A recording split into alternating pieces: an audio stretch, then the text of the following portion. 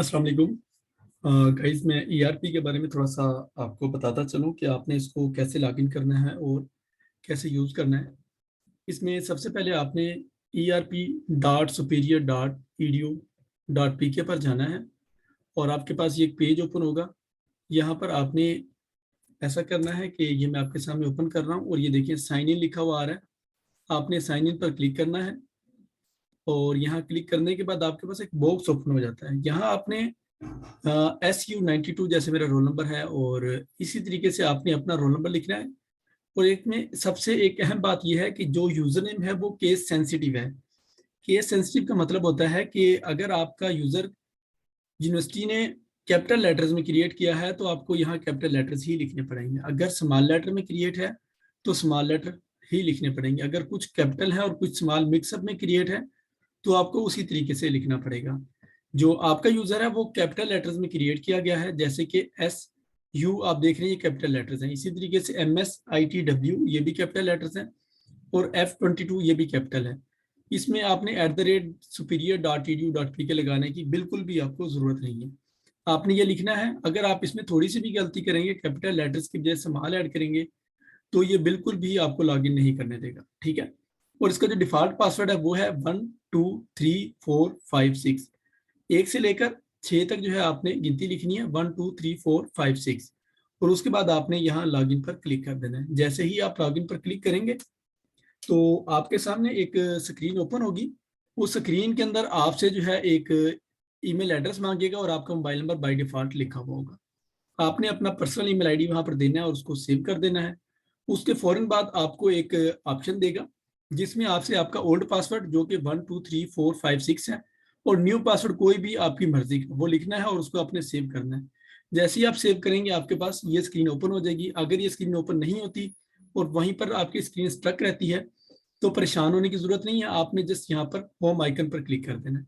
जैसे ही home icon पर आप क्लिक करेंगे आपके सामने ये स्क्रीन शो हो जाएगी। ठीक है। यहाँ पर आप देखें कि ये मोबाइल नंबर लिखा हुआ है, ये एड्रेस लिखा हुआ है। इसी तरीके से नेक्स्ट बायोडाटा पे क्लिक करेंगे, आपका बायोडाटा यहाँ पर आ जाएगा। और इसमें यहाँ पर देखें आपका रोल नंबर और आपका डिपार्टमेंट जो है यहाँ पर शो हो रहा है और आप पोस्ट ग्रेजुएट के स्टूडेंट हैं या बैचलर के स्टूडेंट हैं वो यहाँ पर आपके पास आ रहा है। और किस प्रोग्राम में आप इनरोल हैं, जैसे MS इंफॉर्मेशन टेक्नोलॉजी ये आपका प्रोग्राम है। इसी तरीके से यहाँ पर आप PhD में हैं या आप MSCS में हैं, जिसमें भी आप हैं वो प्रोग्राम आपका शो हो जाएगा।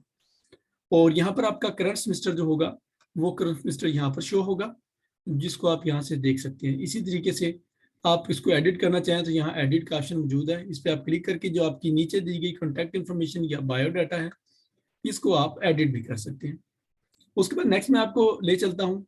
यहाँ आपने क्लिक करना है और क्लिक करने के बाद एक तो नोटिफिकेशन यहाँ पर शो होता है, दूसरी अटेंडेंस है, तीसरा क्लास शेड्यूल, इनवाइसेस और इनरोल्ड कोर्स आपके शो हो जाते हैं। ठीक है। अब आपने करना ये है कि जैसे मैं इनवाइसेस पे क्लिक करता हूँ, इनवाइस पे आप क्लिक करेंगे तो आपके सामने ये एक पेज ओपन होगा। यहाँ पर आपकी जो करंट फीस है इनवाइस वो बता रहा है कि आपकी करंट इनवाइस पेड है और आपके पास कोई डाउनलोड करने के लिए वॉचर नहीं है, क्योंकि ये ऑलरेडी पेड हो चुकी है इसलिए नॉट डाउनलोड आ रहा है। जब आपका न्यू वोचर यहाँ पर अपडेट होगा तो इसी तरीके से यहाँ पर इनवाइस डेट और ड्यू डेट आपकी और आपका वोचर डाउनलोड करने का यहाँ पर ऑप्शन आ जाएगा और आप उसको डाउनलोड करके उसका प्रिंट करेंगे और प्रिंट करने के बाद उसको आप अपने मतलब बैंक में या यूनिवर्सिटी के अकाउंट डिपार्टमेंट में अपनी फीस सबमिट करवा देंगे। इस तरह से आपको आपकी फीस के बारे में पता चलता रहेगा। और आपके जो कोर्स इनरोल है वो यहाँ पर आप क्लिक करेंगे कोर्स इनरोल पर, तो जो कोर्स आपके इनरोल हैं वो यहाँ पर शो हो जाएंगे और आप उनको देख सकते हैं। वेरीफाई कर लेना है कि क्या आप इन्हीं कोर्सेज में इनरोल हैं। ऐसा तो नहीं है कि आपका कोई कोर्स गलत इनरोल हो गया। इस चीज़ को आप वेरीफाई करेंगे और ये पोर्टल थोड़ा सा लोड होने में टाइम लेता है। ठीक है। ये हमारा ओडो का पोर्टल है जिसको हम ERP भी कहते हैं। ठीक है। और हम थोड़ा सा वेट करते हैं, जैसे ही ये लोड होगा तो हम उसको नेक्स्ट प्रोसेस करते हैं। चलिए मैं तब तक आपको मजीद बता देता हूँ कि यहाँ पर इसी तरीके से अदर ऑप्शंस भी मौजूद हैं।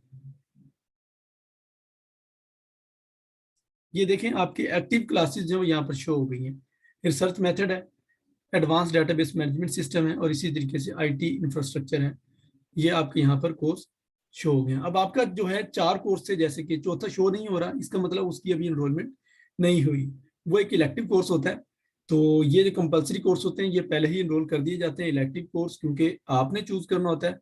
जब आप इलेक्टिव कोर्स चूज करने के बाद अपना फॉर्म डिपार्टमेंट में अपने कोऑर्डिनेटर ऑफिस में सबमिट करवाते हैं, तो उसके बाद आपके कोऑर्डिनेटर आपको उस कोर्स में इनरोल कर देते हैं और वो कोर्स आपका यहाँ पर शो हो जाएगा। अच्छा, यही ऑप्शन जो मैंने आपको यहाँ पर दिखाया, ये सारे सेम ऑप्शन जो है वो यहाँ पर भी मौजूद है। ये देखें, अटेंडेंस का आपके पास पोर्टल मौजूद है, नोटिफिकेशन है, इनरोलमेंट है।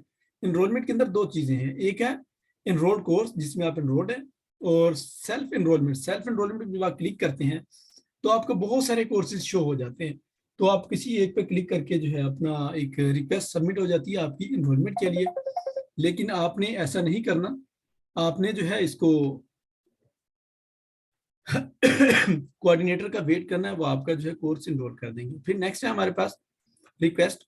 रिक्वेस्ट के अंदर अगर आपने कोई कोर्स ड्रॉप करवाना है, ठीक है, समटाइम ये होता है कि कोर्स बाय मिस्टेक आपका ऐड हो गया, आपको लगा कि कोर्स मेरा नहीं है, तो आप उसको ड्रॉप की रिक्वेस्ट भी यहाँ से भेज सकती हैं। और इसी तरीके से ग्रेड रिक्वेस्ट है, फाइनल डिग्री है, आपका ट्रांसक्रिप्ट, आपकी डेफर टर्म और टर्म रिज्यूम, और ये सारी चीजें यहाँ पर आपकी क्लियरेंस रिक्वेस्ट, जब आपकी डिग्री कंप्लीट हो जाती है उसके बाद एक क्लियरेंस होती है स्टूडेंट की, वो चीजें यहाँ पर चली जाती है। फिर टाइम टेबल है आपका, यहाँ पर आप टाइम टेबल पे क्लिक करेंगे तो आपका टाइम टेबल जो है वो आपको यहाँ पर शो हो जाएगा। ये देखें, यहाँ पर ये आपको बता रहा है कि नवंबर का मंथ है, ठीक है, और संडे, ये देखें संडे आ रहा है, संडे को आपकी क्लास है, कब है, 9 to 12। इसी तरीके से सेकंड क्लास 12 to 3 PM, और फिर थर्ड जो है वो 3 PM to 6 PM, ठीक है। ये 1500 यानी कि 24 आवर वाला टाइम यहाँ पर इन्होंने लिखा हुआ है। तो ये आपके सब्जेक्ट जो यहाँ पर मौजूद हैं।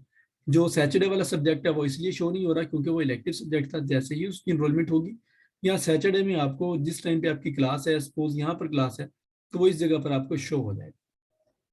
नेक्स्ट आते हैं, और अब हम अटेंडेंस चेक करते हैं कि हमने अटेंडेंस कैसे चेक करनी है। अटेंडेंस पर क्लिक करेंगे और यहाँ हमारे पास ये भी सब्जेक्ट शो हो जाएंगे जिनमें हम इनरोल हैं। देखें, जैसे ये मेरे पास शो हो गए हैं, मैं भी किसी एक पर क्लिक करता हूँ, ये देखें अटेंडेंस मेरी भी 100% है तमाम सब्जेक्ट्स। जैसे ही मैं किसी कोर्स पे क्लिक करूंगा तो मेरे पास यहाँ अटेंडेंस की जो है डिटेल शो हो जाएंगी, जिनको मैं यहाँ से वेरीफाई कर सकता हूँ। और आपने अपनी अटेंडेंस जो है क्लास के बाद फौरन वेरीफाई करनी है। ऐसा ना हो कि बाय मिस्टेक आपकी अटेंडेंस एब्सेंट लग जाए और बाद में उसकी करेक्शन पॉसिबल नहीं होती, तो वो आपके लिए इशू क्रिएट हो सकता है। यहाँ पर देखें, मैंने 20 नवंबर 2022 को क्लास ली और मेरा स्टेटस क्या है, प्रेजेंट है। ये बाकी डिटेल मेरी कोर्स की शो हो रही है, और नंबर ऑफ क्लासेस कंडक्टेड कितनी है, 1 है, और मैंने जो अटेंड किए हैं वो भी 1 है, इसीलिए मेरी अटेंडेंस 100% है। तो ये कोर्स, और इसी तरीके से मजीद हम वापस जाते हैं और हमारे पास टाइम टेबल भी हमने देख लिया, इनरोलमेंट का हमें पता चल गया। इनरोलमेंट में उसके बाद जो है हमारे पास LMS है। LMS पे जैसे ही क्लिक करेंगे हमें ये LMS के URL पे फॉरवर्ड कर देगा। ये देखें, यहाँ पर हम आ गए हैं, ठीक है। तो LMS के बारे में आपको पहले ही पता है। तो मजीद हम बैक जाते हैं और नेक्स्ट जो है हम इसको देखते हैं कि हमारे पास क्या ऑप्शन मौजूद है। हॉस्टल की एप्लीकेशन अगर आप देना चाहते हैं तो हॉस्टल की एप्लीकेशन दे सकते हैं, और जो प्रोजेक्ट्स आपको असाइन होंगे स्टूडेंट प्रोजेक्ट्स वो यहाँ पर शो हो जाएंगे। और इसी तरीके से अगर आप रिसर्च कर रहे हैं, कोई आपकी रिसर्च प्रोसेस में है, ठीक है, तो उसकी डिटेल भी आपको यहाँ पर, रिसर्च डिटेल यहाँ पर शो हो जाएंगी, ठीक है। और जब आपका एग्जाम होता है, जैसे कि फाइनल टर्म आपका होता है, मिड टर्म या फाइनल टर्म आपका होगा, तो उसके अंदर यहाँ प्रिंट एग्जाम स्लिप पे आप क्लिक करेंगे और आपकी जो रोल नंबर स्लिप होगी वो यहाँ पर आपके पास शो हो जाएगी कि आपका पेपर कब और किस डेट को है, और आप उसको यहाँ से डाउनलोड भी कर सकेंगे। तो ये देखें, जैसे कि यहाँ पर है, अभी डेट और टाइम कंफर्म नहीं है, लेकिन आपके सामने जो है ये सारी डिटेल मेरी यहाँ पर जो है वो पब्लिश हो चुकी है, ठीक है।